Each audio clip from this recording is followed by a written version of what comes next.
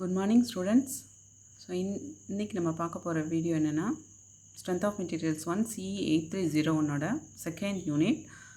இதில் third type of beam பார்க்குறோம். ஒன்று ஃபஸ்ட்டு கேன்டிலீவர் சிம்பிளி சப்போர்ட்டட் பார்த்தாச்சு. இப்போது over hanging beam. So as per அன்ஆன்ஸ்டி சிலபஸ் படி உங்களுக்கு இந்த 3 டைப் ஆஃப் பீமும் உங்களுக்கு சிலபஸில் இருக்குது. ஸோ இப்போ நம்ம பார்க்க போகிறது third type over hanging beam. So இந்த பீம் எப்படி இருக்கும் விசிபிலிட்டியா அப்படின்னு பார்த்தீங்கன்னா, ஸோ நீங்கள் ஏற்கனவே பார்த்தீங்க இல்லையா, என்னென்ன பார்த்தீங்க, cantilever beam and simply supported பார்த்தோம் இல்லையா. இப்போது ஃபஸ்ட்டு இதை க்ளோஸ் பண்ணிடுங்க. இதை க்ளோஸ் பண்ணிட்டா இப்போ இந்த beam look like a simply supported beam. ஏன்னா ரெண்டு எண்ட்ஸ்லேயும் சப்போர்ட் இருக்குது. டைப் ஆஃப் என்ன வேணாலும் டைப் ஆஃப் லோட் மேலே இருக்கலாம். ஆனால் டைப் ஆஃப் பீம் பார்த்தீங்கன்னா ரெண்டு எண்ட்லேயும் சிம்பிளி ப்ரொவைடட் சப்போர்ட்ஸ். சரியா, இந்த சப்போர்ட்ஸில் தான் பீம் வந்து ரெஸ்ட் ஆகிருக்கு. அப்போது இந்த மாடல் ஆஃப் பேட்டன்ட்டை நம்ம என்ன சொல்லுவோம், சிம்பிளி சப்போர்ட்டட் பீம்னு சொல்லுவோம். ரைட், இப்போது அதை அப்படியே நீங்கள் என்ன பண்ணுறீங்கன்னா இதை இந்த பக்கம் க்ளோஸ் பண்ணிடுங்க. க்ளோஸ் பண்ணிவிட்டு ஸோ இந்த எண்டு வந்து உங்களுக்கு ஃபிக்ஸடாக இருக்குதுன்னு வச்சுக்கோங்க. இந்த எண்டு வந்து ஃபிக்ஸடு சப்போர்ட் ப்ரொவைட் பண்ணியிருக்கோன்னு வச்சுக்கோங்க. அப்போது இந்த பீம் எப்படி லுக்காக இருக்குது, இதோட பேட்டன்ட் என்னது, one end fixed another end is free. இந்த எண்டில் சப்போர்ட் கிடையாது இல்லையா, லோடு மட்டும்தான் அப்ளை ஆகுது. அப்போது இந்த டைப் ஆஃப் பீமை நம்ம என்ன சொல்லுவோம், one end fixed another end is free is called as the cantilever beam. Okay, அப்போது நம்மளுக்கு இந்த ரெண்டு டைப் ஆஃப் பீமும் இந்த பீம் டைப்பில் இருக்கிறனால இதுக்கு பேர் தான் என்னென்னு சொல்கிறோம், ஓவர் ஹேங்கிங் பீம். ஸோ இன்னொன்று இதுக்கு எப்படி சொல்லலாம் அப்படின்னு பார்த்தினா, எண்ட் ஆஃப் த பீம் இருக்குல்ல, end span of the beam, இது சப்போர்ட் இல்லாமல் ஓவர் ஹேங்கிங்காக இங்கே இருக்கும். அல்லது இந்த சைடு பீம் இருக்கலாம், அல்லது ரெண்டு சைடு பீமும் வந்து என்ன ஆகலாம், சப்போர்ட் ப்ரொவைட் இல்லாமல் இங்கே ரன்னிங்கில் இப்படி இங்கே ப்ரொஜெக்ட் ஆகி போயிருக்கலாம். இல்லை இந்த இடத்துல சப்போர்ட் இல்லாமல் ஹேங்கிங்காக இருக்கலாம். ஸோ இந்த டைப் ஆஃப் பேட்டன்ட் உள்ள பீமை தான் நம்ம என்னென்னு சொல்கிறோன்னா ஓவர் ஹேங்கிங் பீம்னு சொல்கிறோம். ஓகே, ஸோ இப்போ நம்ம ப்ராப்ளத்துக்குள்ளே போகலாம். ஸோ எப்படி நம்ம சிம்பிளி சப்போர்ட்டட் பீமுக்கு support end reactions find out பண்ணோம் இல்லையா, அதே போல் தான் இங்கேயும் சப்போர்ட்ஸ் இருக்குது. அப்போ இங்கேயும் என்ன இருக்குது, அந்தந்த கரஸ்பாண்டிங் நேமுக்கு நேர உள்ள சப்போர்ட்டுக்கு அந்த சப்போர்ட் நேம் வச்சுருக்கோம். So that is the A பாயிண்ட்டுக்கு ஆர்ஏ அண்டு சி சப்போர்ட்டில் வந்து ஆர்சி ரியாக்ஷனல் காம்போனன்ட் நேம் வச்சுருக்கோம். ரைட், அப்போது இந்த ஆர்ஏவும் ஆர்சியும் நம்ம ஃபைண்ட் அவுட் பண்ணால் தான் ஃபர்தராக shear force and bending moment each பாயிண்ட்டுக்கும் நம்ம ஃபைண்ட் அவுட் பண்ண முடியும்.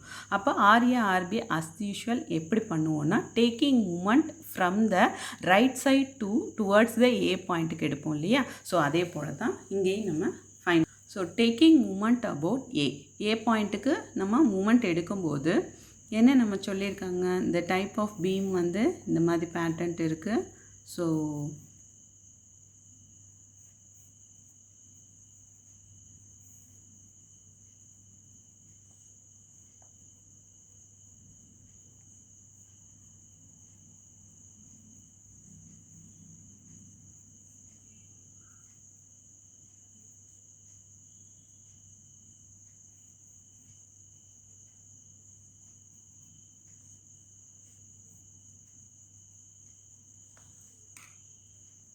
ஓகே, நம்ம இப்போ support reactions as usual find out பண்ணோம் இல்லையா, இந்த ரெண்டு support A support and C support.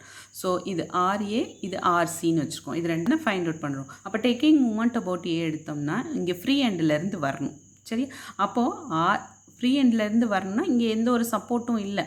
சரியா, எக்ஸ்டர்னல் லோடு தான் இருக்குது. நம்ம ஃபஸ்ட்டு நம்ம சப்போர்ட்டில் இருக்கிறத நம்ம எடுத்துக்கிட்டால் தான் இந்த அன்னோன் இந்த சைடில் கிடைக்கும். நம்ம இதை வச்சு நம்ம ஈஸியாக ஆர்சி என்னன்னு ஃபைண்ட் அவுட் பண்ணுறதுக்கு நம்மளுக்கு கம்ஃபர்ட்டாக இருக்கிறனால நான் இதை ஃபஸ்ட்டு எடுத்துக்கிறேன் சப்போர்ட் எண்டை. அப்போ ஆர்சி இன்ட்டு இதோட டிஸ்டன்ஸ் என்ன வரும், 4. RC into 4 and then again என்ன பண்ணுறோம், இப்போ லோடு ஃபுல்லாக மேலே டவுன்வர்டாக ஆக்ட் ஆகிற லோடை ஃபுல்லாக எடுக்கணும் இல்லையா. அப்போ என்ன செய்கிறேன், மறுபடியும் ஃபஸ்ட்டு லோடு எதுன்னு பார்த்துட்டு அதை எடுக்கிறேன். பீமோட இங்கே ப்ரொஜெக்ட் ஆகிருக்க பீமில் ஃபஸ்ட் லோடு இருக்கு இல்லையா, ஸோ அதை ஃபஸ்ட்டில் எடுக்கிறேன். அதுதான் என்னது, டவுன்வர்ட் ஃபோர்ஸுன்றனால மைனஸ் சைன் வரும். ஸோ அது -2 இன்ட்டு 2 எங்கேருந்து எவ்வளோ டிஸ்டன்ஸில் ஆக்ட் ஆகுது, ஃப்ரம் டு ஏ வரைக்கும் உள்ள டிஸ்டன்ஸ் 4 + 2 மீட்டர். ஸோ அதனால் 6 மீட்டர் போட்டுட்டேன்.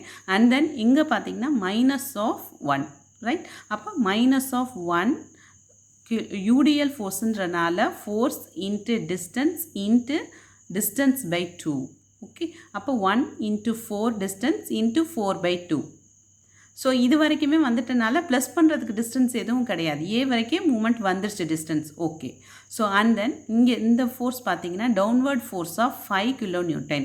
அப்போ டவுன்வர்டுன்றனால -5 × இதோட டிஸ்டன்ஸ் பார்த்தீங்கன்னா இங்கே 2 மீட்டர். ஸோ 2 போட்டாச்சு. ஓகே, இப்போ இதில் எந்த குழப்பமே குழப்பக்கூடாது. இந்த ஃபோர்ஸை வந்து நம்ம இந்த சப்போர்ட் எடுத்த பிறகு ஃபோர்ஸை ஒன்று ஒன்றா எடுக்கிறோம். மேலே எப்படி வரிசையாக இங்கே டேக் ஓவர் பண்ணுவோமோ, சம்மேஷன் பண்ணுவோமோ மூமெண்ட்டை, அதே போல் தான் இங்கே ஃபஸ்ட்டு லோடு இருந்து எடுத்து மூமெண்ட் ஒவ்வொன்றுத்துக்காக எடுத்து இங்கே சால்வ் பண்ணி இங்கே ஆர்சியோட மூமெண்ட் எவ்வளோ அப்படின்னு சொல்லிட்டு கொண்டு வந்திருக்கோம். ஸோ ஆர்சியோட நம்ம இங்கே டேக்கிங் மூமெண்ட் எடுத்தாலும் நமக்கு கிடைக்கிற ஆர்சிங்கிறது இன்டர்னல் ரெசிஸ்டன்ஸ் ஃபோர்ஸ் அது. ஸோ அதனால தான் இதுக்கான யூனிட் என்னென்னா kN, ரைட்? ஏன்னா இதோட ஃபோர்ஸ் டிவைடட் பை இந்த டிஸ்டன்ஸால் டிவைட் பண்ணிடுவோம். அப்போ kN மீட்டராக இருக்கிறது டிஸ்டன்ஸால் டிவைட் பண்ணும்போது அந்த மீட்டர் கேன்சல் ஆகிட்டு இன் டேர்ம்ஸ் ஆஃப் ஃபோர்ஸ்லேயே நமக்கு கிடச்சிரும். ரைட்? அடுத்து நம்ம அன்னோனான இன்னொரு ஃபோர்ஸஸான இன்டர்னல் ஃபோர்ஸஸ் RAவை ஃபைண்ட் அவுட் பண்ண போகிறோம். ஸோ அது யூஷுவல் நம்மளுக்கு தெரியும், upward force equal to the downward force RA + RB. So equal to downward force என்னெல்லாம் இருக்கோ அது எல்லாத்தையும் இங்கே சம்மேஷன் பண்ணுவோம். ஸோ டவுன்வர்ட் இஸ் இது வந்து மைனஸ், ஆனாலும் நம்ம என்ன போட்டுக்கோன்னா இது எல்லாத்தையும் சம்மேஷன் பண்ணி ஈக்குவேட் பண்ணுறோம் இல்லையா? ஸோ அதனால் இது எல்லாத்தையும் ஆட் பண்ணிக்கிறோம். 5 + 1 × 4 பாயிண்ட் லோட கன்வெர்ட் பண்ணுறோம். 4 மீட்டருக்கு இது ஆக்ட் ஆகிறதுனால 1 × 4 + 2 மீட்டர், 2 kN, ரைட்? இது எல்லாமே ஃபோர்ஸ் இல்லையா? அப்போ ஃபோர்ஸ் எல்லாத்தையும் ஆட் பண்ணிட்டிங்கன்னா RA = force, total force minus of R, சியை மைனஸ் பண்ணிட்டோம்னா we get the RA value of point. B பாயிண்டில் ஒரு ஃபோர்ஸ் இங்கே டவுன்வர்டாக ஒரு ஃபோர்ஸ் ஆக்ட் ஆகிட்டுருக்கு இல்லையா? அப்போ டவுன்வர்ட் ஃபோர்ஸ் ஆக்ட் ஆகிட்டு இருக்கும்போது இந்த ஃபோர்ஸ் தான் இந்த பாயிண்ட்டுக்கான ஷியர் ஃபோர்ஸ் இல்லையா? அப்போ டவுன்வர்டுன்றனால மைனஸ், அப்போது -2 kN. ஃபோர்ஸுன்றனால இந்த யூனிட் எல்லாம் கரெக்டாக மெயின்டைன் பண்ணிகிட்டே வரணும். Shear force at the point of C. அப்போ சியில் எந்த ஃபோர்ஸ் வரும்? ரைட் சைடில் இருக்க எல்லா ஃபோர்ஸையும் சேர்த்து எடுப்போம். அப்போ -2. ஸோ சிக்கு லெஃப்டில் நம்ம கன்சிடர் பண்ணுறதா இருந்ததுன்னா இதையும் சேர்த்து எடுக்கணும். அப்போ இந்த அப்வர்ட் ஃபோர்ஸுன்றது என்னது? பாசிட்டிவ். நம்ம டவுன்வர்ட் ஃபுல்லாக நெகட்டிவாகவும் அப்வர்டு பாசிட்டிவாகவும் வச்சுருக்கோம் இல்லையா? ஸோ அந்த பாசிட்டிவ்க்கு 7.5 ப்ளஸ் போட்டோன்னா உங்களுக்கு ஆன்சர் கிடைக்கும். And then shear force at the D point. D பாயிண்டில் என்ன வரும்? -2. இந்த ஃபோர்ஸ் இருக்குல்ல, இங்கேருந்து தான் திரும்ப போகணும். -2 + 7.5 அண்ட் தென் இங்கே Dலேயே ஒரு ஃபோர்ஸ் ஆக்ட் ஆகிட்டு இருக்கு இல்லையா? அது டவுன்வர்ட் ஃபோர்ஸ், அதனால் -5. So and shear force at the point of A பாயிண்ட்டுக்கு மறுபடியும் இங்கே பியிலேருந்து போகிறோம். -2 + 7.5 இந்த யூடிஎல் ஃபோர்ஸ் இருக்கு இல்லையா? 1 × 4 அண்ட் தென் ஏ கிட்ட வரும்போது இங்கேயும் இருக்கு இல்லையா? -5. இது பாயிண்ட் லோடு இருக்கு இல்லையா? அந்த -5 பாயிண்ட் லோடு, சரியா? ஓகே, அண்ட் தென் இப்போ ஷியர் ஃபோர்ஸ் அட் த எல்லா பாயிண்ட்லேயும் நம்ம ஷியர் ஃபோர்ஸ் பார்த்தாச்சு. அண்ட் தென் இதுக்கான பெண்டிங் மூமெண்ட் எப்படின்னு பார்ப்போம்.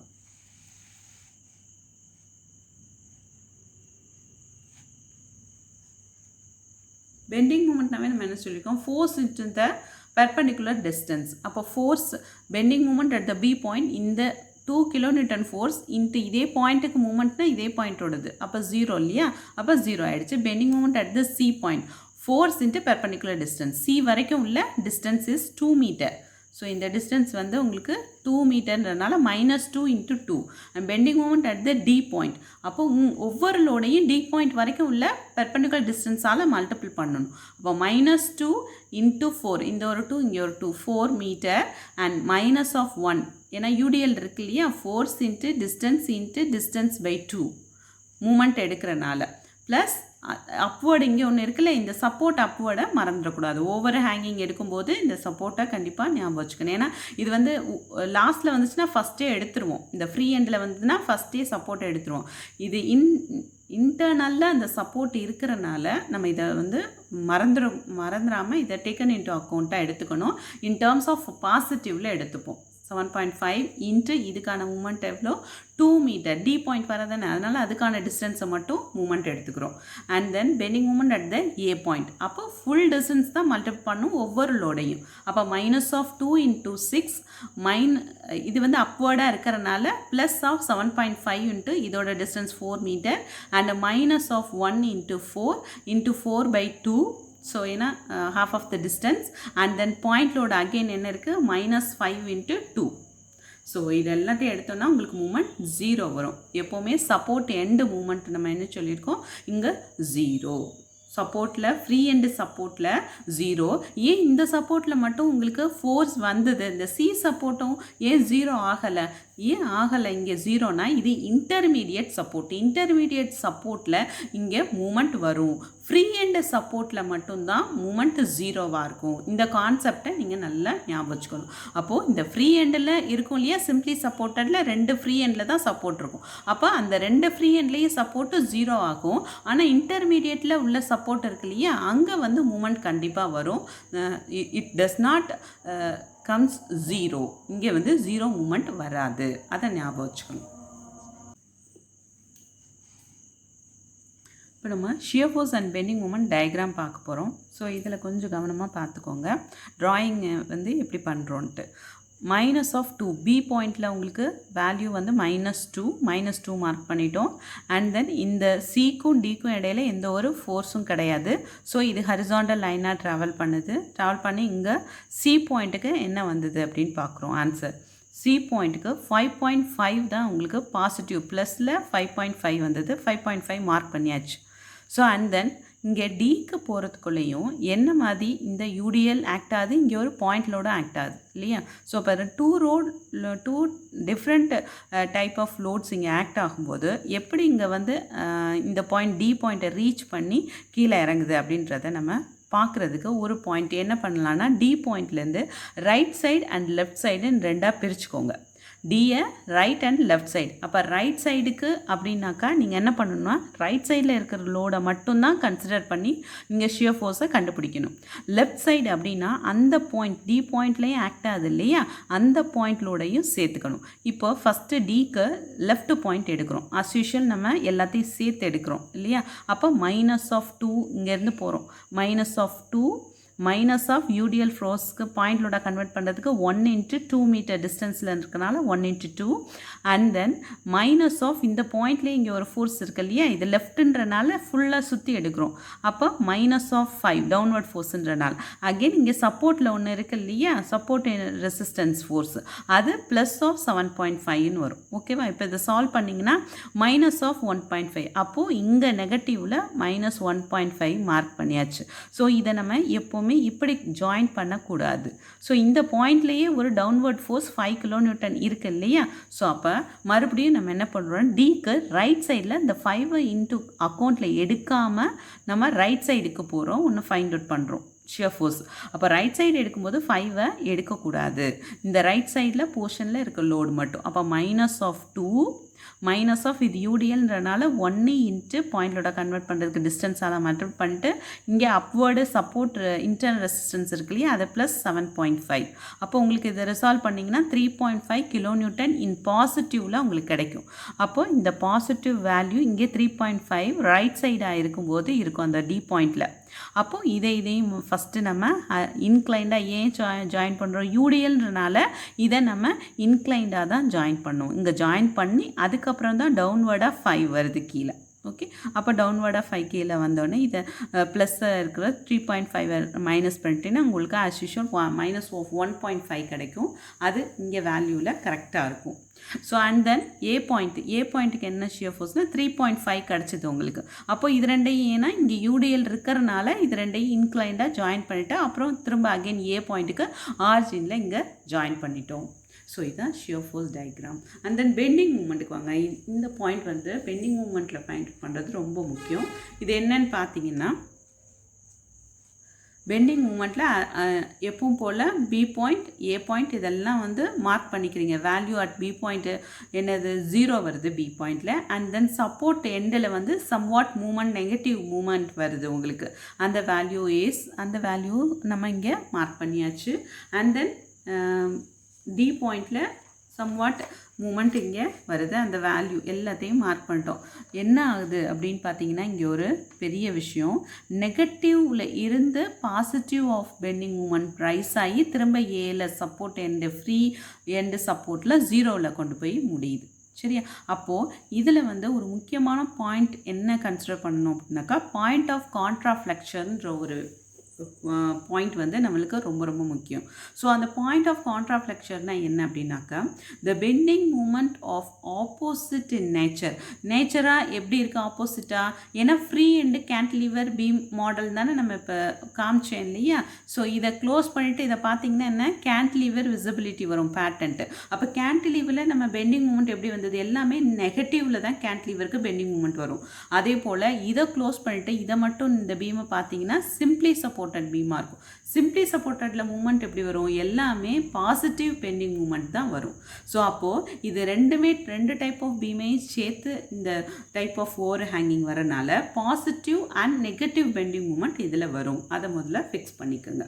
ஓகே, அண்டர்ஸ்டாண்ட் பண்ணிக்கணும். இப்போது நம்ம இந்த பாயிண்ட் ஆஃப் கான்ட்ராஃப்ளெக்சருக்கு போகணும். The bending moment of opposite nature produce curvature. ஒரு curvature ஃபார்ம் ஆகுது இந்த பீமில் இன் ஆப்போசிட் டைரக்ஷன். இது மைனஸ் ஆகும், இது ப்ளஸ் ஆகும், மூமெண்ட் அக்கர் அதுலேயே அது ஆப்போசிட் இன் நேச்சர்.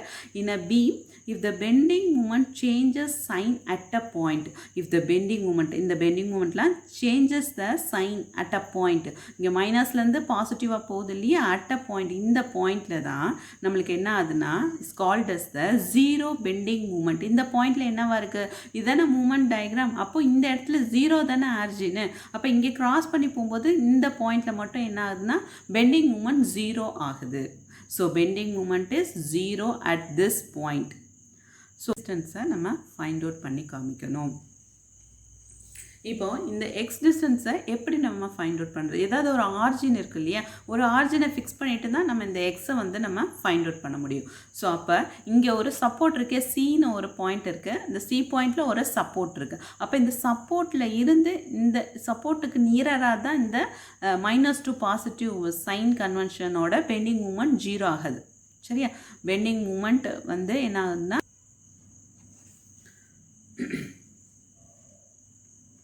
அப்போது நமக்கு ஒரு பெண்டிங் மூமெண்ட் ஒரு பாயிண்டில் தான் 0 ஆகுது. அப்போ அந்த பாயிண்ட் வந்து எவ்வளோ டிஸ்டன்ஸில் இருக்குது அப்படின்றத ஃபைண்ட் அவுட் பண்ணுறதுக்கு நியராக இருக்கக்கூடிய ஒரு மெயின் பாயிண்ட்டை நம்ம ரெஃபரன்ஸாக எடுத்துக்கணும். ஸோ நியராக இருக்குது அப்படின்னு பார்த்தீங்கன்னா இதில் சி சப்போர்ட் தான் நியராக இருக்குது. அப்போது சி சப்போர்ட்லேருந்து எவ்வளோ டிஸ்டன்ஸில் இந்த 0 பெண்டிங் மூமெண்ட் அக்கர் ஆகுது அப்படின்ற டிஸ்டன்ஸை எக்ஸ்ன்னு வச்சுட்டு நம்ம இந்த எக்ஸோட வேல்யூவை ஃபைண்ட் அவுட் பண்ண போகிறோம் இந்த சம்மில். இந்த எக்ஸ் டிஸ்டன்ஸை எப்படி ஃபைண்ட் அவுட் பண்ணணும்னு பார்த்தீங்கன்னா, taking moment about this point. So இங்கே எக்ஸ்ன்னு டிஸ்டன்ஸ் வச்சுருக்கோம் இல்லையா, ஏன்னா பெண்டிங் மூமெண்ட் வந்து நெகட்டிவ் டு பாசிட்டிவ் எங்கே போகுதுன்னா ஒரு இந்த சி சப்போர்ட்லேருந்து சர்டன் டிஸ்டன்ஸ் தாண்டி போகுது. ஸோ அப்போ சர்டன் டிஸ்டன்ஸ்ன்னு சொல்கிற அந்த எக்ஸை தான் நம்ம ஃபைண்ட் அவுட் பண்ணுற போகிறோம். ஸோ அது எப்படின்னா இந்த பாயிண்ட் இருக்குது இல்லையா, ஸோ கிராஸ் ஆகிற point negative to positive bending moment, அந்த பாயிண்டில் ஒரு புது நேம் வச்சுருக்கோம், அதான் இ பாயிண்ட்டுன்னு. அந்த இ பாயிண்ட்டை பேஸ் பண்ணி நம்ம டேக்கிங் மூமெண்ட் அபவுட் எடுக்க போகிறோம், ஃப்ரம் த பி பாயிண்ட்லேருந்து எடுக்க போகிறோம். ஸோ அப்போ பியிலேருந்து எடுக்கும்போது பியில் ஒரு ஃபோர்ஸ் இருக்குது, that is the downward 2 kN force இருக்குது இல்லையா, 2 kN. அந்த 2 kN மைனஸாக வரும், டவுன்வர்டுன்றனால மைனஸ் இல்லையா, -2 இன்டூ இங்கே வர டிஸ்டன்ஸ் போடணும் இல்லையா. ஸோ அப்போது இங்கே வர டிஸ்டன்ஸ் என்னென்னா இது 2 மீட்டர், இங்கே இருக்கிற டிஸ்டன்ஸ் வந்து 2 மீட்டர். அப்போ 2 இதே சேர்க்குறோம் இல்லையா, இங்கே வரணும். அப்போ 2 + x இதுதான் வந்து டிஸ்டன்ஸ். அப்போ -2 லோட் இன்டூ 2 + x. இங்கே சப்போர்ட் இருக்கு இல்லையா, அந்த சப்போர்ட் அப்வேர்டு போகிறனால +7.5 இன்டூ இதர் டிஸ்டன்ஸ், மூமெண்ட்டுன்றனால டிஸ்டன்ஸை மல்டிபிள் பண்ணுறோம், +7.5 இன்டூ எக்ஸ். அண்ட் தென் இங்கே யூடிஎல் ஃபோர்ஸ் ஆக்ட் ஆகுது இல்லையா, 1 kN யூடிஎல் ஃபோர்ஸ் இங்கே இருக்கு இல்லையா, இந்த ஃபோர்ஸை டவுன்வர்ட் ஃபோர்ஸுன்றனால -1 into that is the force into distance by 2. So அதை போட்டுறோம். ஸோ இதை நீங்கள் சிம்பிளிஃபை பண்ணிங்க அப்படின்னாக்கா உங்களுக்கு ஈக்குவேஷன் ஃபார்மேட்டில் x² and X term and ஒரு கான்ஸ்டன்ட் இந்த டேர்மில் உங்களுக்கு ஈக்குவேஷனாக ஃபார்ம் ஆகும். நீங்கள் அந்த ஈக்குவேஷனுக்கு ஆகும். ரைட். அப்போ மைனஸ் எக்ஸ் ஸ்கொயர்ன்றது ப்ளஸ்ஸாக மாறும். ஸோ இது மைனஸ் 11xன்றது ப்ளஸ் மைனஸாக மாறுது. இங்கே மைனஸ் வந்து ப்ளஸ் ஆகுது. ஈக்குவேட் பண்ணி 0 கொண்டு வந்துட்டோம். ஸோ அதுக்கு நீங்கள் கால்குலேட்டரில் ஈக்குவேஷன் ஒரு இருக்கும் இல்லையா, ஈக்குவேஷன் போடக்கூடிய உங்களுக்கு மெத்தட் இருக்குது கால்குலேட்டர்லேயே. நீங்கள் அதில் சப்ஸ்டியூட் பண்ணி கூட நீங்கள் எக்ஸுக்கு வேல்யூ 2 வேல்யூ கிடைக்கும். ப்ளஸ் ஆர் மைனஸ்ன்றனால 2 வேல்யூ கிடைக்கும். ஸோ அந்த வேல்யூவில் மினிமம் இருக்க வேல்யூ எதுவோ அதை நீங்கள் சூஸ் பண்ணிக்கலாம். ஸோ அப்படி தெரியல, கால்குலேட்டரில் போட முடியலன்றதுக்கு சில பேர் இருந்தீங்கன்னா, ஸோ எக்ஸுக்கு நீங்கள் இந்த ஃபார்முலா சப்ஸ்டியூட் பண்ணலாம். -b + r - √b² - 4ac / 2a. Right. அப்போது ஏக்கு ஃபஸ்ட்டு x², பிக்கு இந்த எக்ஸும் அண்டு சிக்கு கான்ஸ்டன்ட்டையும் நம்ம வேல்யூவை சப்ஸ்டியூட் பண்ணிங்கன்னா you get the value of எக்ஸுக்கு வந்து x is equal to 10.215 meter and x is equal to 0.785 மீட்டர்னு 2 answer உங்களுக்கு கிடைக்கும். ஸோ இதில் எப்படி நீங்கள் ஆன்சரை சூஸ் பண்ணலாம் அப்படின்னு பார்த்தீங்கன்னா, ஸோ 10.25 மீட்டர் அப்படின்றது இங்கே நமக்கு பாசிபிளே கிடையாது. ஏன்னா total length of the beam is only 6 metre. Right. அதனால் நீங்கள் இந்த டோட்டல் லென்த் ஆஃப் த மீட்டரை விட இது அதிகமாக இருக்கும்போது பாயிண்ட் ஆஃப் கான்ட்ராஃப்ளெக்ஷன் பீமை விட தள்ளி வெளியில் போய் விழுக வேண்டிய பாசிபிலிட்டியே கிடையாது. ஸோ அதனால் இந்த 10.215ன்றதை நெக்லெக்ட் பண்ணிவிட்டு உங்களுக்கு 0.785 மீட்டர் இருக்கு இல்லையா, அதை சூஸ் பண்ணிடணும். அப்போ சப்போர்ட்டில் இருந்தால், நியரர் சப்போர்ட்டில் இருந்தால் நமக்கு டிஸ்டன்ஸ் வேணும். ஸோ அப்போ x is equal to 0.785 meter is the possible distance of occurring point of contraflexor from the C support. Okay, this is the answer. Thank you, students.